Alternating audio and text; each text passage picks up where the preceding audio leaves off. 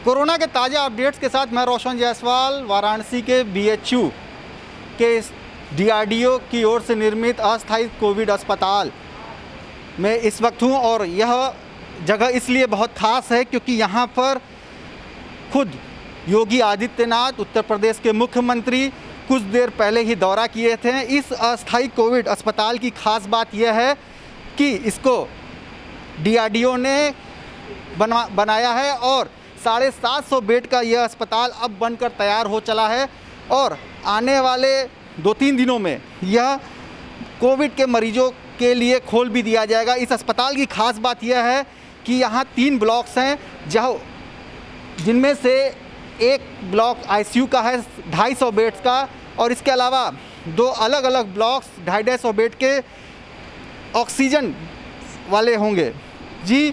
और इस समय वाराणसी के इस कोविड अस्पताल में हम देख सकते हैं यह आईसीयू बेड है।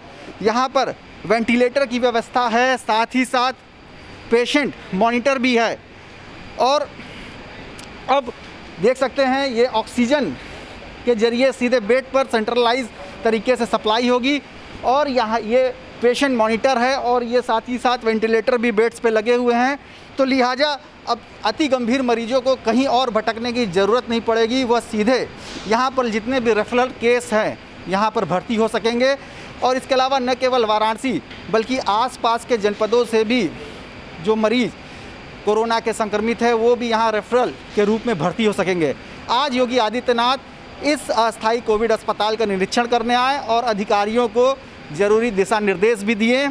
साथ ही साथ अभी इस वक्त बीएचयू के सेंट्रल ऑफिस में मंडल स्तरीय समीक्षा बैठक भी कोरोना की चल रही है और इस अस्थायी कोविड अस्पताल को लेकर सारे ज़रूरी दिशा निर्देश भी योगी आदित्यनाथ दे रहे हैं। इसके अलावा अब बात कर लेते हैं उस दूसरी बड़ी खबर की जो वाराणसी के सिगरा इलाके में देखी गई, क्योंकि सिगरा इलाके की थाने की पुलिस और औषधि विभाग की टीम ने मिलकर करीबन 3000 लीटर नकली सैनिटाइज़र 3 फैक्ट्रियों से बरामद किया और यह फैक्ट्री अवैध रूप से सिगरा इलाके के 3 जगहों पर संचालित हो रही थी।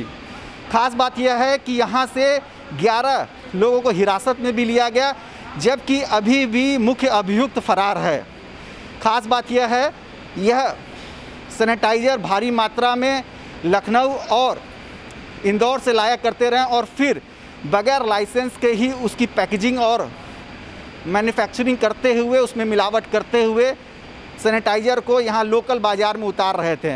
तो लिहाजा औषधि विभाग का साफ कहना है कि इस तरह से किसी भी चीज़ का निर्माण करना अवैध है और उसको सेल करने पे कानूनी कार्रवाई होती है। तो लिहाजा 11 लोगों को हिरासत में लेकर पूछताछ की जा रही है और मुख्य अभियुक्त को ढूंढा भी जा रहा है। अब बात कर लेते हैं उस अगली खबर की जो काफ़ी प्रेरणादायक है। जी हाँ, धनबाद आईआईटी से इंजीनियरिंग किए हुए वाराणसी के नित्यानंद ने बीएचयू ट्रॉमा सेंटर के 1 दर्जन वेंटिलेटर जो ख़राब पड़े थे उसको सही किया। जब नित्यानंद को इसकी खबर, ख़राब वेंटिलेटर की खबर के बारे में मीडिया के ज़रिए पता चला तो उन्होंने खुद जिलाधिकारी से संपर्क साधा, जिस पर जिलाधिकारी ने उनको एक टास्क के रूप में, एक चुनौती के रूप में वेंटिलेटरों को सही करने का मौका दिया। और न केवल बीएचयू के ट्रॉमा सेंटर के 12 वेंटिलेटर को नित्यानंद ने सही किया, बल्कि साथ ही साथ लहरतारा कैंसर हॉस्पिटल के भी 2 वेंटिलेटर्स को उन्होंने सही किया। नित्यानंद का साफ कहना है कि इस महामारी के वक्त लोगों को अपनी क्षमता, अपनी स्किल के अनुसार आगे समाज में मदद करने की ज़रूरत है, तभी हम इस महामारी, इस आपदा से लड़ सकेंगे।